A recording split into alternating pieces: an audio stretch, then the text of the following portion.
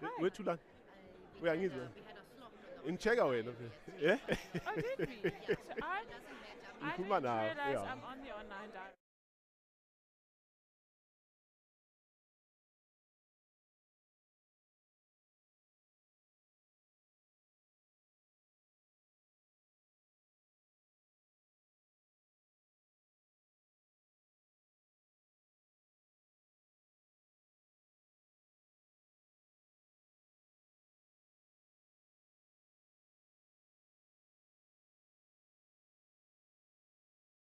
Yes. Great. Yes. Yeah. Great. Yeah. Yeah. Let's see. It's still morning. Good morning, ladies and gentlemen. Just trying to see very quickly by show of hands if all of you can hear me on your mics. So those whose hands are down, it means you can't hear me. Is that right? Oh, okay, great, We can't great. hear. Well, thank you very much for joining us on this panel, which is going to focus mainly on the importance and relevance of grading in the South African tourism sector. Now, you are all familiar, obviously, with the Tourism Grading Council of South Africa, but we'll get into a little bit more detail about what this body does and the value of grading. Now, with me here to unpack this very important subject are a number of experts who are very versed in the subject, and they will share some insights with us here. First, let me call onto the stage Bronwen Oret. Okay. Bronwen is the Chief Quality Assurance Officer for the Tourism Grading Council of South Africa. She is with South African Tourism. Welcome, Bronwen. Thank you. You are free to clap. Yeah. Thank you. The next panelist is Linda Baum. Linda is with Safari now, and she's the commercial manager, but she's with Travel Start, as far as I know. So, Linda, please join us. Thank you. Our third panelist is Azanda Mbele. She's an independent assessor, so she knows the intricacies of the grading system and the criteria and all the things that you need to go through to become graded. I'll also call Welile Mchali. She's the regional manager for KwaZulu Natal Ezemvelo Wildlife. So more on the biodiversity economy. And then finally, let me call Esther Curry. She's the sales and marketing director for Amakosi Safari Lodge. Thank you very much, panelists. And finally, I shall call up on stage your moderator. Thank you. You are free to clap for me as well. Thank you. Woohoo! Thank you Okay. very much. Well, as I said, we are here to discuss what is essentially a very critical aspect of the tourism value chain, which is around the subject of grading, and increasingly is becoming more and more pertinent. And with us, fortunately, we have people who are involved in that sector. Bronwen is at the helm of the grading, within South African tourism. And this, as we just said, is increasingly going to become a very important area when you look at the supply side of any tourism value chain, in order to ensure that you meet the needs of tourism going forward, the needs of new travelers, and the emergent behavior as well as consumption patterns of new travelers. So it's a very, very important subject for any destination that really hopes to be competitive in this very, very highly competitive industry. And as you might know, here in South Africa, we obviously have the Tourism Grading Council as the main body that does the function of quality assuring products and services across most parts of the value chain. There are areas that are still require bringing into the fold, but for the most part, they do the bulk of that work. And it's, as far as I know and I've checked, the only body that has mandated to do that in this country.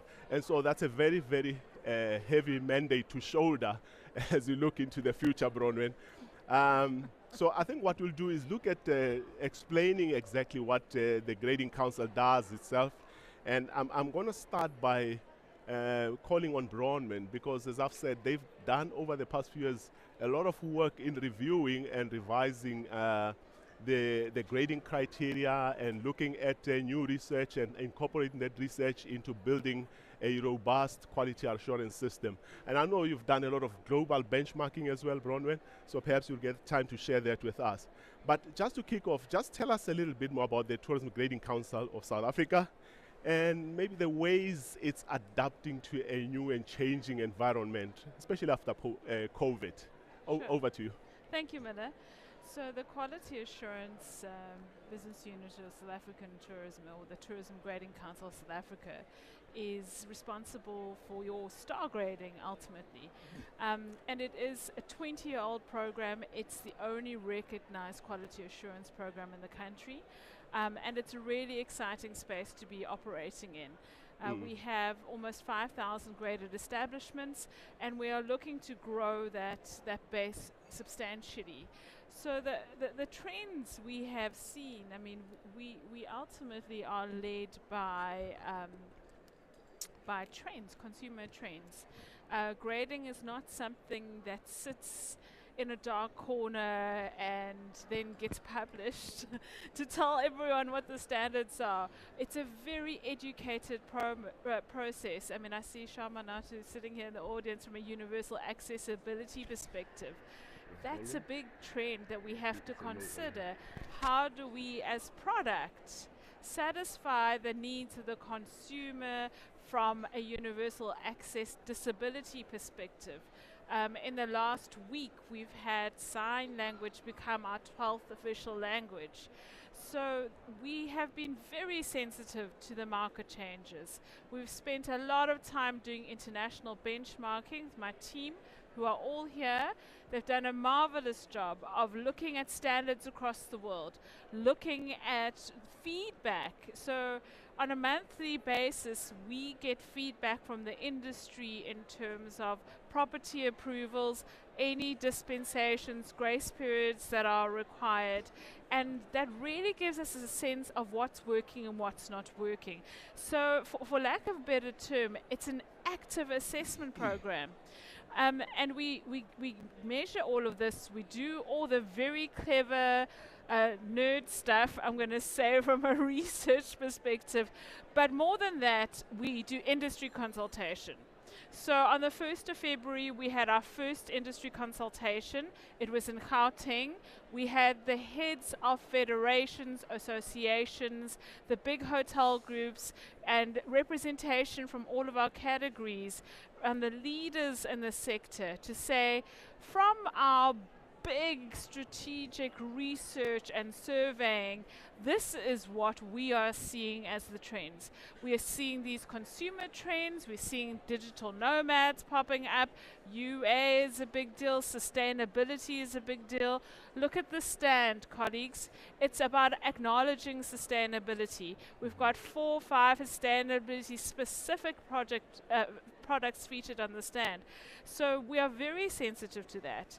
And what we are going to do with that information is now take the feedback, roll it across every province in the country, consult further down before we then propose those criteria changes to the Department of Tourism for government gazetting. So it's quite a robust process. It's a fun process, and I look forward to welcoming all of you into those workshops as we roll out throughout the country. Thank you very much, Bronwyn. Just a quick one. You know, with your research and review of the criteria coming just after COVID, what sort of response have you received from the industry? Because I would imagine, you know, in many ways the sector has been decimated with a lot of products out of business, but what sort of response are you getting? We're getting a really good response. I think the reality is that it was, you know, obviously there was a period where a lot of our products couldn't trade. People are coming back. They're coming back differently. Some of them are coming back the same, but some people's business models have fundamentally changed. So one of the big step changes that we are seeing is short-term rentals. Now, short-term rentals, I know you're all thinking is in sort of the space of like home sharing and the sharing economy.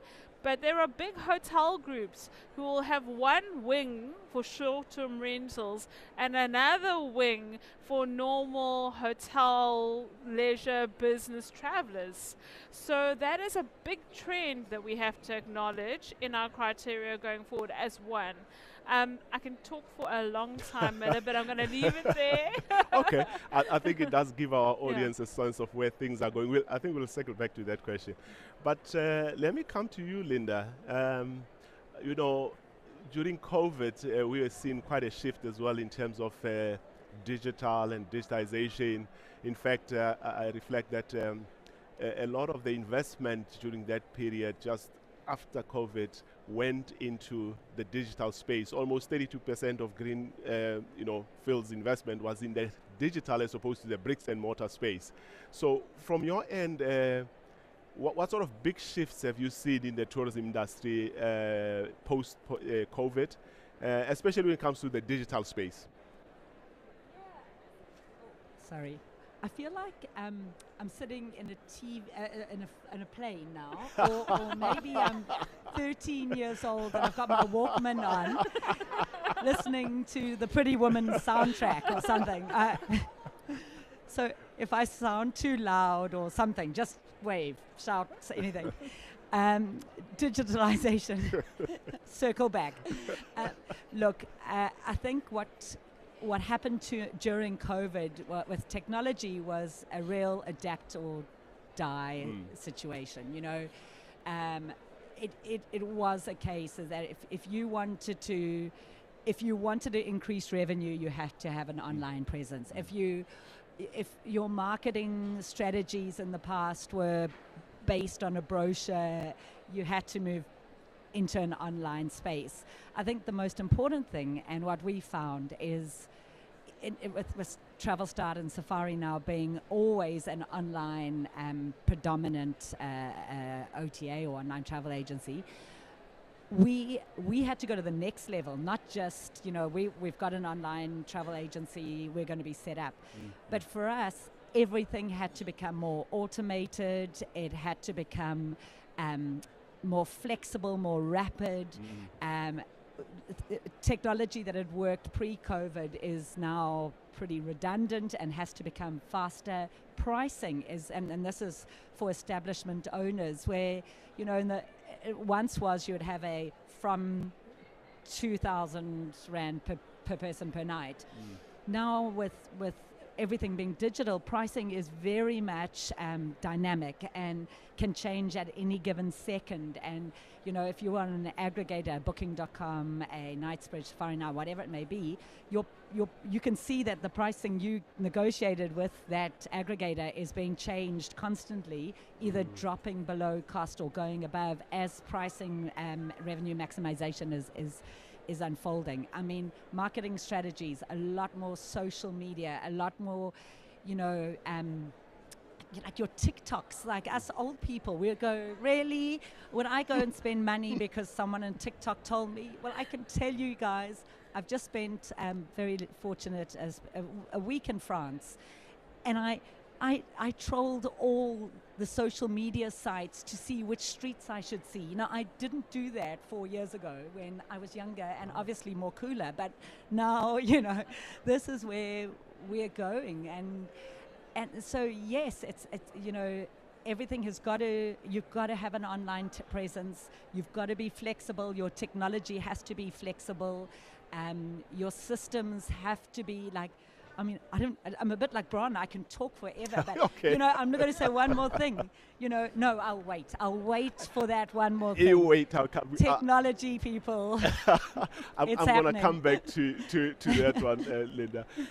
You just took us from the world of Walkman into the world of TikTok. Yeah. So I think a critical point you raised, which I think Bron will come back and address, is around the issue of digitalization, or the role of digital insofar as one, marketing is concerned, but creating value for operators, which I think is at the heart of what the our quality assurance system seeks to do, because operators find a lot of value if they look at the digital aspects, whether it's through online reviews, etc. But we'll come back to that. So let me moving on swiftly. I've just looked at Azanda and realized that they also have quite a lot to do with what the essence of grading is. So I'm going to ask you about what are the global shifts and challenges in the sector that you have seen, especially for local establishments. What is happening in this space? Sure. Good morning, everyone. I think energy crisis is a big one because it affects a lot of SMMEs. And we all know that SMMEs are the backbone of our industry. They are struggling. I mean, you go to Northern KZN and you find a small B&B that can't afford to drive to Durban and stock up on products. And because of load shedding, which happens 6 hours or even more a day, they find themselves losing so much money.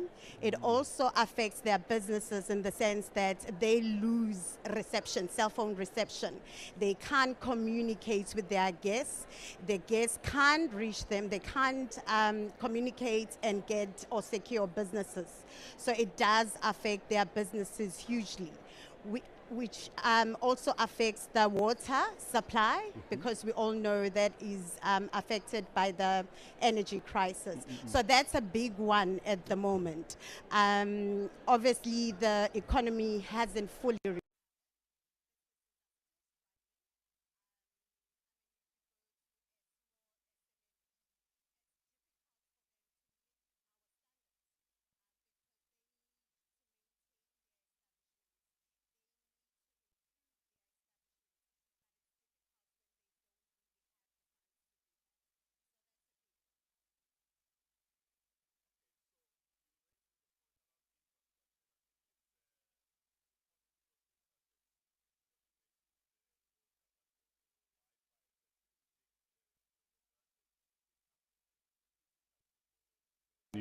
at quality assurance. Yeah. So what do you see as a response from the establishments here locally to those challenges, and how do you get Bronwyn and the department to support those establishments?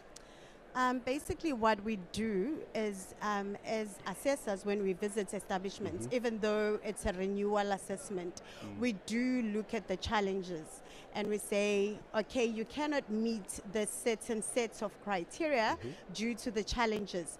We then encourage them to apply for a period of grace, where Brown and her team then look at the application and say, is there reason enough for them not to meet the set of a criteria?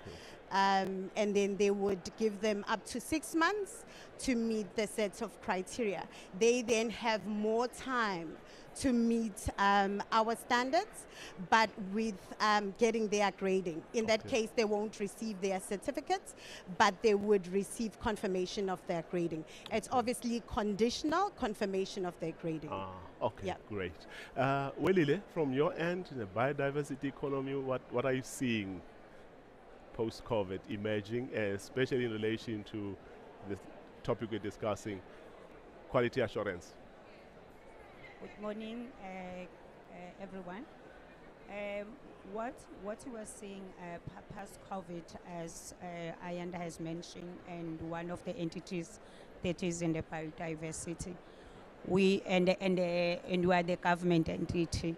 We are struggling as establishment owners because of not getting enough capex, and at the same time, we are depending on our natural resources, which is game, which is getting affected during COVID, especially when it comes to the revenue that we generate from rhino or any other species that we get from our parks. So we normally find it difficult to meet the grading criteria because of capex, but working with assessors and giving us those grace period, we manage sometimes to grade some of our resorts, but not all of them, as we are aware that our resorts are spread across the province. But as the biodiversity conservation entity, and it's got a tourism wing, we try by all means to make sure that we are relevant into the industry. Thank you. So you don't need a lot of convincing about the value of grading from where you stand, but I'll come back and raise that question with you. Esther, I'm essentially throwing the same question as well to you. What are you seeing as a private sector operator post-COVID in terms of quality assurance? Give us what are some of the trends and developments that we are seeing, even challenges that we are seeing, which the grading council and even the department could assist with. So if you can pass on the mic to her. Well, it has been a challenging time, and I choose not to use the word COVID. So I use BC before COVID, AC after COVID. Great. Or the thing that shall remain unnamed. I see. So yes, there's been a lot of challenges. As a private game lodge, we do not get any funding. So it has been a tough time, but fortunately we have got amazing owners that believe in South Africa, believe in the wildlife, the nature of where we are in KwaZulu-Natal, and they are currently investing even more.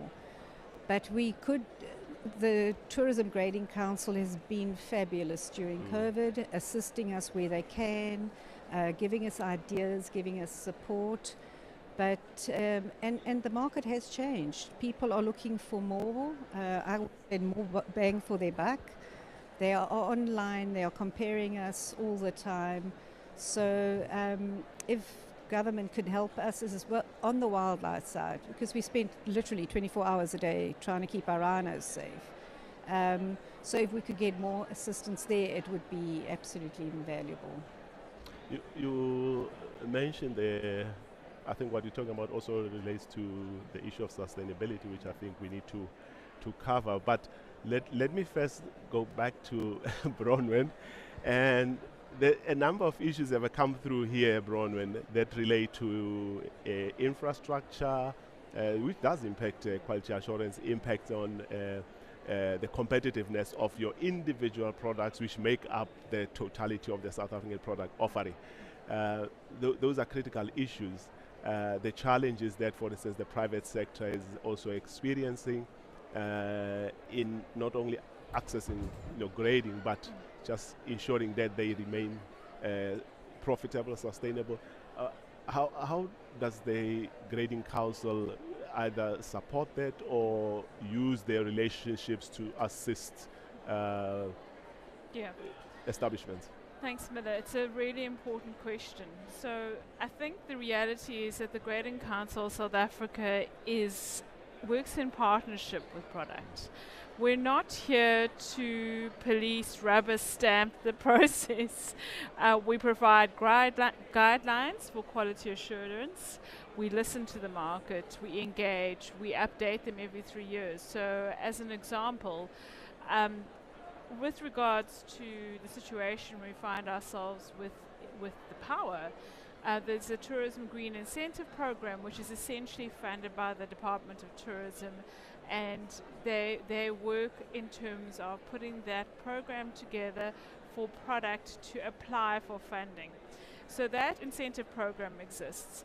So I've had lots of conversations with the sector, and I encourage any of you to set up time with me post Indaba who are in the sector and want to have these conversations. We are very aware of the pressure it puts onto operations. I had a very large group come talk to me about not the lack of power, but what they came to speak to me about was the fact that the lack of power had affected the water pumps for the water required to wash the laundry. Now, when you are running a 100+ room establishment outside of an urban area, it's a problem. They were shipping in water into that establishment at an untold cost to maintain the standards. And this is where we have a conversation. We're like, right, we understand. And as Azanda is saying, we provide either a grace period or something other. Now, something we have to think about from a sustainability perspective, and we have to be mindful about, is from a laundry perspective, do we require a top sheet under a duvet in all levels of star grading, as an example? Okay, perhaps we can reserve that for 5-star. That's something we need to test in the market. So you might see that change. I think right now we require it 4 5-star, and we might just make it only 5-star or on request. So the reality is we have to be mindful of what this means, because colleagues, although I think we feel exacerbated by our infrastructural matters, there are global trends here. There are global trends that saying we need to conserve our natural assets.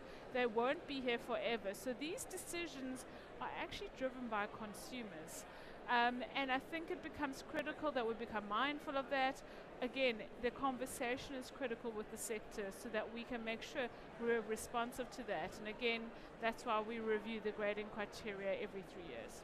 Great. So the review would take all these developments into account, the current challenges, but also what's happening in terms of new travelers, new traveler behaviors, etc. I think which is a very good thing.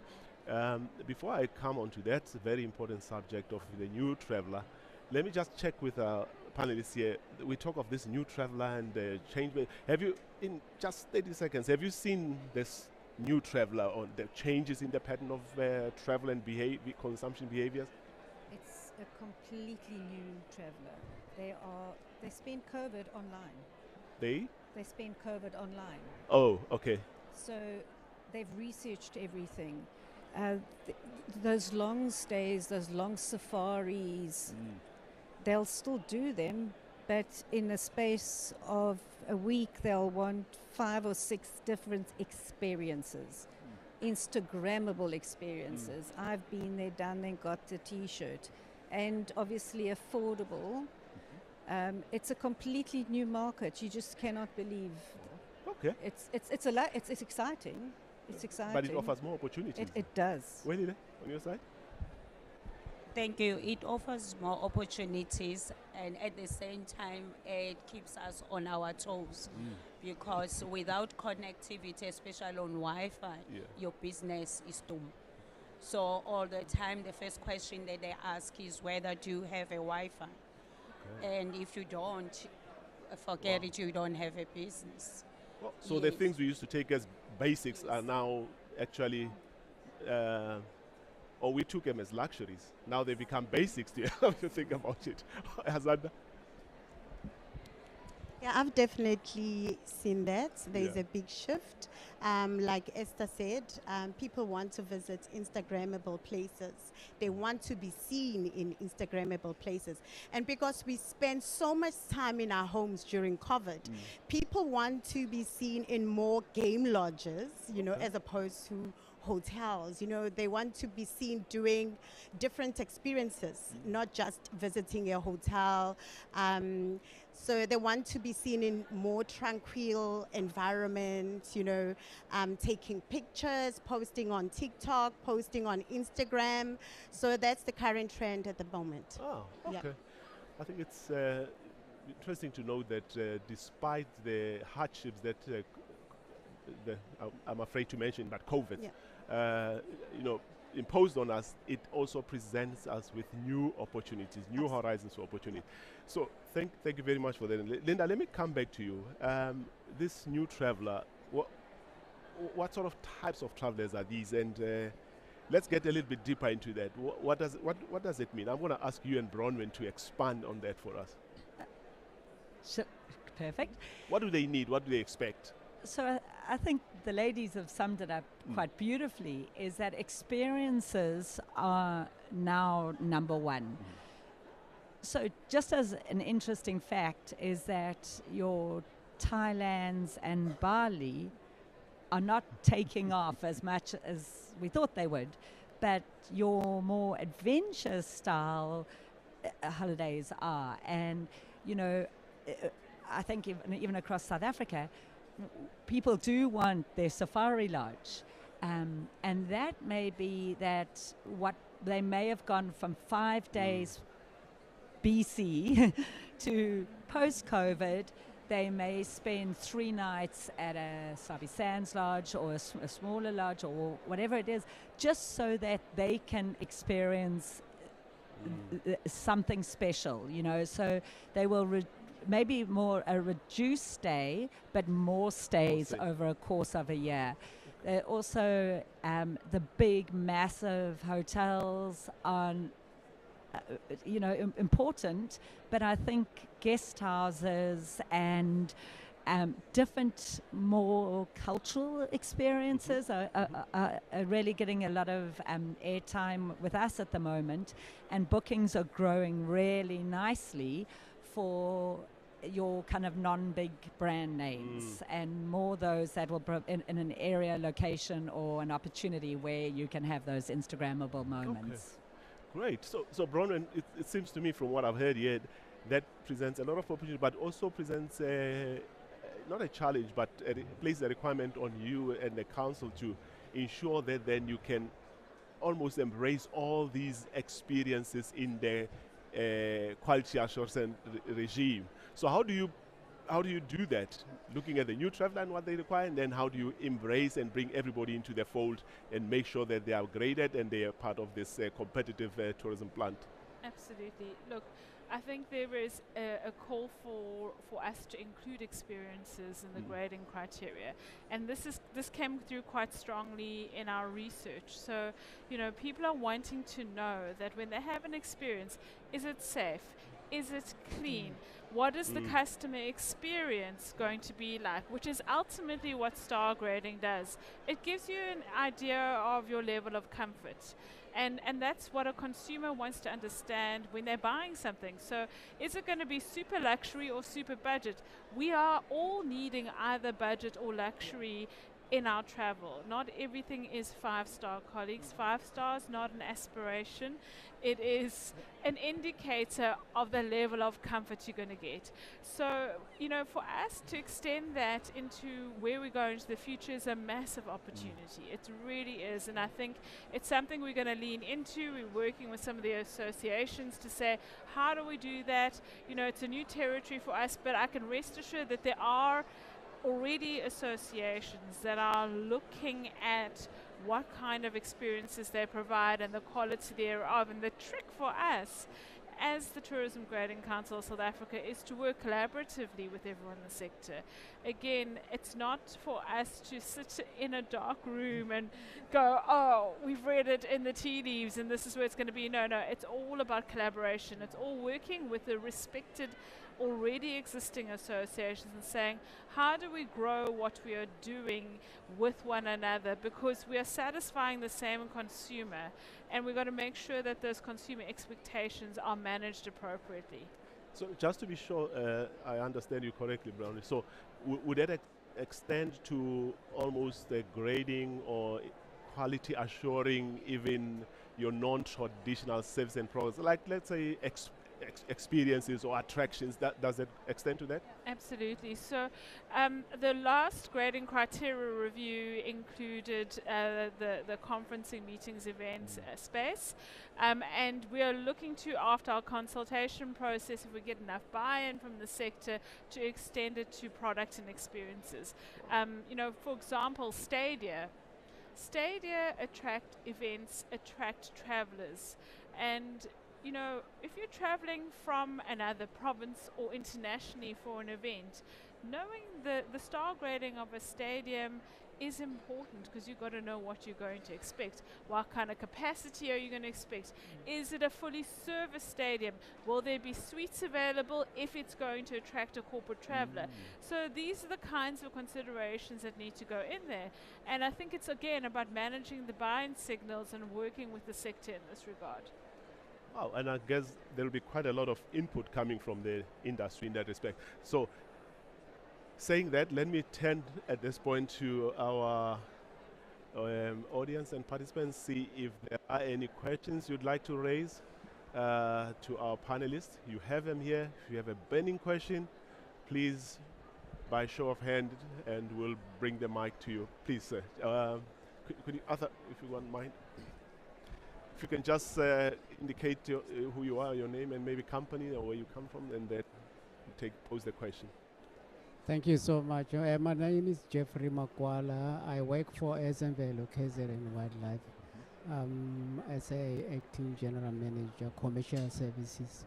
I think I've managed an array of resorts, as we know. My question to I think to Bronwyn, it's in terms of assistance that some of our establishment need. How far can they go? Because I think we had what the challenges are with some of our SMMEs and the big organization, of course. So I need to know what kind of assistance. I reviewed in some of the grading results, I mean the assessment results, and some of the issues they mentioned there is that the facility is not suitable for universal accessibility. And I want to know if they can support our organization in those kind of issues. Great. And I mean, in terms of the water infrastructure that you mentioned, there's quite a lot that we need assistance for, and we can grab anything that we can get. And thank you so much for that. Great. And Great. then the last one is, in terms of the grading that has been done now, were they looking at the fact that we are coming from the post-COVID, or they just grade and stick to the standard that is required? Thank you so much. Great. Thank you very much, Jeffrey. Brown, you got those 3 questions. I can rephrase them for you, but there's a gentleman over here. If he'll give you his name. Thank you, sir. Thank you. Good morning, everyone. My name is Tembo Musa. I'm from Jacaranda Lodge here in Durban. I don't know, maybe it's not a question, it's a conversation we need to have. Maybe in future, especially as Azanda and Browning, we might have a possibility of needing 2 separate standards of grading. Why I'm saying so is because self-catering in KZN especially is on high demand. They love self-catering, but they also other like corporate clients who would prefer luxury and B&B sort of style. So if your property can accommodate both of those things, you see the standards won't be necessarily the same, because self-catering won't expect that luxury. They just want to sleep one day, after one day they cook, and then you get what I'm saying. Great. Yeah, thank you. Thank you, Tembo Musa. You threw that at Bronwyn as well, eh? Then I'll take 3 and come back. There's a lady here in the front. Arthur, thank you. Thank you. Thank you. Morning, everyone. Good morning. Afternoon. My name is Nolo Azimwebeng from Abbots Cove B&B up in Hilton, Midlands. I think I just want to thank you. The discussion, the feedback is not nice. Sorry. So the fact that you are considering reviewing the standards, when you talked about the top sheet situation, and Azanda spoke to the challenges that we have in our own establishment, water, electricity, and also our guests are looking for lower rates, and we try to meet them halfway. So we have that struggle. But I also appreciate the discussion and the consideration. The one thing that I want to check with Tourism SA is, do you measure or do you have a count of establishments that have closed down? And if you then discover that Abbots Cove closed down due to, I'll say, COVID, we just couldn't meet our obligations and then we had to sell or close, what is Tourism SA doing to encourage us to stay in the business, to stay afloat, and to make sure that we don't close our doors? Great. Thank you. Great, thank you very much. Bronwyn, you got those? Start with Jeffrey's ones, Okay. the assistants, and then we'll move to The gentleman. So from a grading council perspective, the first program that was initiated post, what is it, AC, and it's a program that's been in existence for a while called from the Tourism Incentive Program. So South African Tourism, and the Grading Council, which operates within South African Tourism's mandate, is essentially marketing the country. So the incentive programs, funding, etc., belong in the more government structures. We are an agency, and even that tourism incentive program comes from the Department of Tourism. Having said that, and it's a very complex web from a government and incentive program system, if I can put it that way. If you understand enough about our government structures, you've got national government, then you've got provincial government, and somewhere in between we meet and we work like cousins in the same family, which is great. So I will tell you what I've done specifically with another cousin who's also a state-owned entity in this space. I've engaged with them with their board, and I would encourage that we pick up this conversation later to have the infrastructure conversation. Infrastructure in this country is owned by many different people, and in the government space it's owned by in some instances the department, heritage, DSAC, municipalities, other SOEs.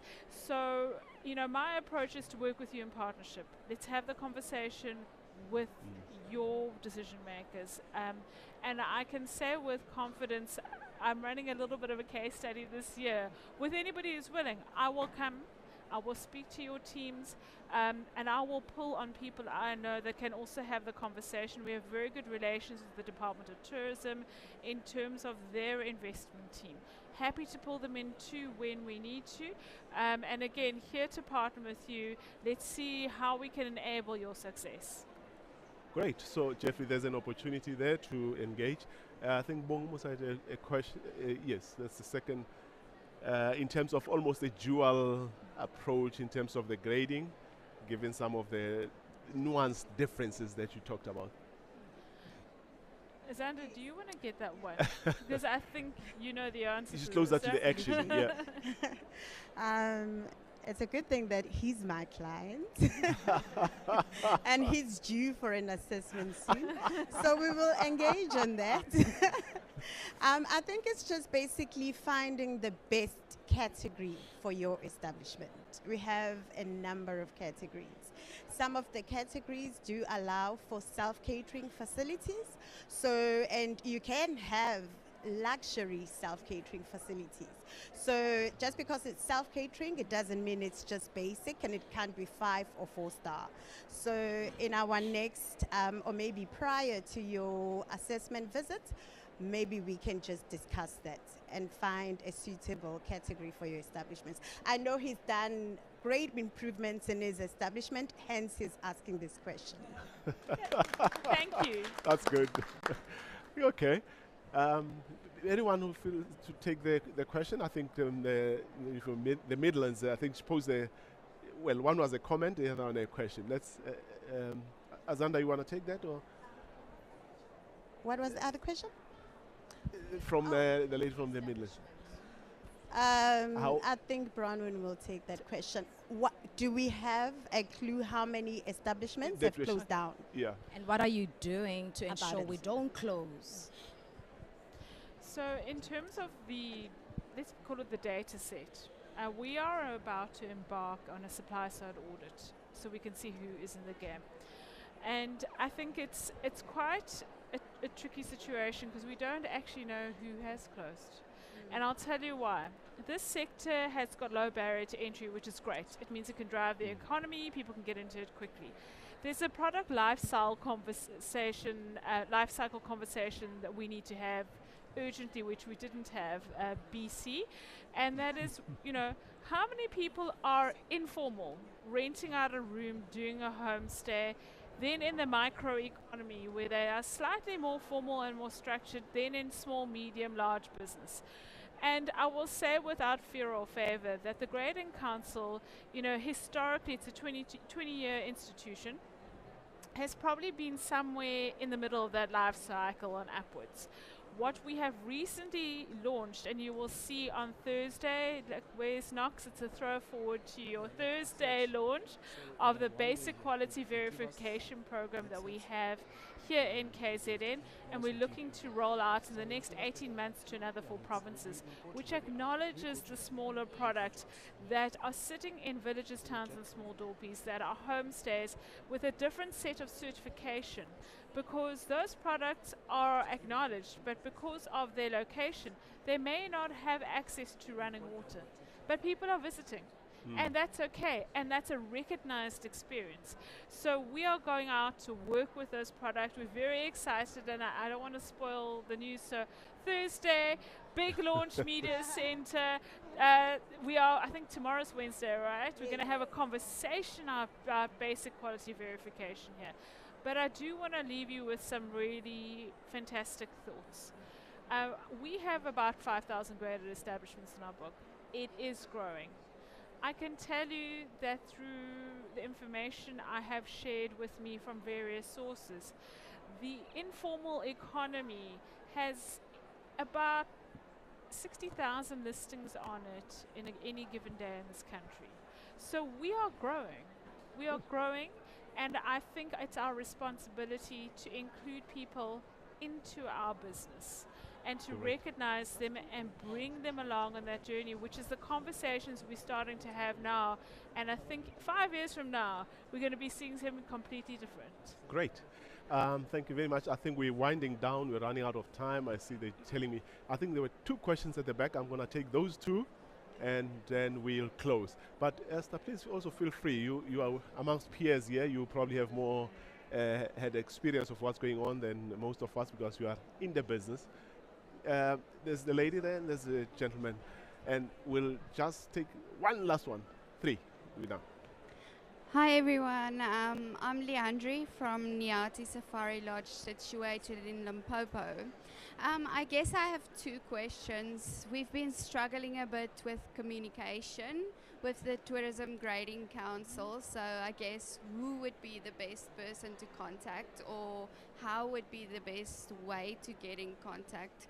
And then also, we're obviously looking at getting graded, but we want to know if there would be someone to come out and look at the lodge or the game lodge first and give us advice before we do the grading. Great. Azanda, and I'm going to throw that one at you. There's next to you there, Victor. There's a. If you can pass the mic on for us, and then last I'll take yours. A very quick one. Good morning. Please make it at 20 seconds. 20 KZN seconds, eh? Okay. My name is Trevor Sibego. I'm from the Department of Economics, Small Business, Tourism and Environmental Affairs in the Free State. Look, we own about 10 resorts as a department in the Free State, and we are also working together, Lebo Victor, with the game reserve. He's the owner of Sepelong Game Reserve, and we want to assist them, you know, to grade their establishments, and we know that there are funds that are given to products for such assistance. So we just want to understand the criteria on how to apply to assist them in this regard. Great. Thank you. Last question, ma'am.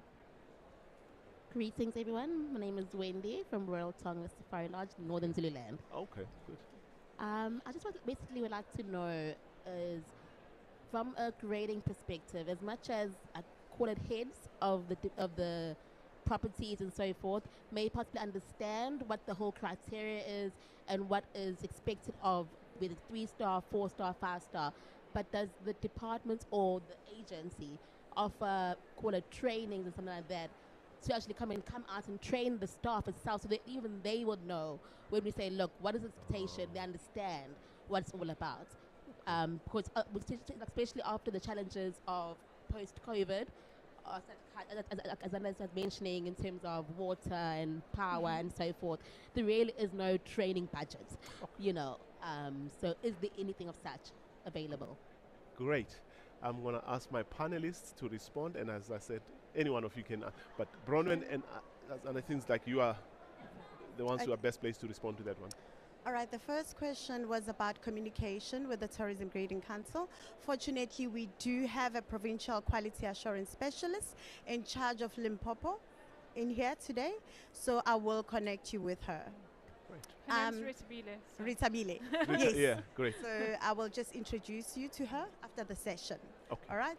And as assessors, we are independent assessors. We are entrepreneurs. So you can, we have a list of assessors on the Tourism Grading's website. You can go into the website, look at whoever you want to choose or get recommendation from the Tourism Grading Council and appoint an assessor to come and do a pre-assessment of your establishment. However, if that assessor comes to do a pre-assessment, they cannot come back and do an official assessment because you can't be judge and prosecutor, obviously. Good. So that is available at a cost, an additional cost. Okay. Okay, great. Thanks. Then The second question was application process. Fortunately, I used to work with Trevor, so I can assist you with that after the session. All right. And the last question, Wendy is also my client. So can we have that discussion after? Because I think I can assist you with that. Shame, man. I can see all these establishments are my clients. Like all the establishments here are your clients, eh? Yeah. Right, great stuff. Very quick one. In closing, I just want you to 10 seconds. Where to from here? I'm going to start that way and come this way, if you don't mind. We are kind of winding down. We are closing. Bronwyn, what you talked about review. Next steps. What needs to happen? Next steps. See you in the provinces when we have our sessions. Please come. It's a collaborative effort, and let's keep up the conversations and get to know one another better. Great. Linda, how are we going to leverage digital to assess the whole quality assurance? Yeah, no problem. So we're working very closely with Tourism Grading Council. Through Safari now, we've done a big thing to find out who's ready and wanting to be graded, and any graded properties are now going to get specially featured on Travel Start's website, through all our big birthday sales or the big mega sales. Graded properties will get prioritized and really looked after, because we trust your system and we want to support it, and that's great. We so back you guys. The operators also see value in that. Esther, if you can pass the mic this way. In closing, I think the comment just made sense to me. There is value in grading for the 100%. It is vital to get graded. We are a long-haul destination. We need to be set apart from the rest. Our competition is not our neighboring property or province. It is destinations like Bali and Thailand, where it's in their culture to offer service. Great. So get graded. The online traveler, everything, your online journey is from your clothing. Do I choose a fast fashion or a investment? Your wine, do I choose a cheap plonk for a party or a estate wine? So the same thing is a journey for travel. Great. Get graded. Well, Lila, I'm going to give you the honor of the last 20 seconds of thought. Closing thoughts? For us, as we mentioned, that we are a government entity and we started our new financial, so we are ready now to start making maintenance, addressing the maintenance issues, or prioritize on what is being allocated to us on the budget that we have, so that we can call Azanda, because we are also the client for Azanda. Heavens. Azanda's got all the clients. Well, I must say, that's it. I must thank you. We have heard all the questions. We are coming to a close. Thank you very much. You've been such a lovely audience. I felt like a kind of a, if not a Walkman star. Yeah. Thank you very much, ladies and gentlemen. Thank you. Much appreciated. Okay, please don't go. We've got some goodies for you. So please sit down. The Tourism Grading Council of South Africa is the only globally credible quality assurance body for tourism products in our country. Grading communicates the level of comfort to your customer and provides invaluable benefits like access to training programs and being prioritized for government business. We ensure quality through star grading, basic quality verification, universal accessibility, and our accolades program. Star grading is conducted by our CAPCETA accredited assessors who use globally relevant criteria to assess establishments and award them with our stars. Our basic quality verification program provides training and resources to establishments in remote areas. The program ensures youth development through the evaluators who verify these establishments. Youth and women empowerment are top of mind when we implement these programs, and so are sustainability and inclusivity.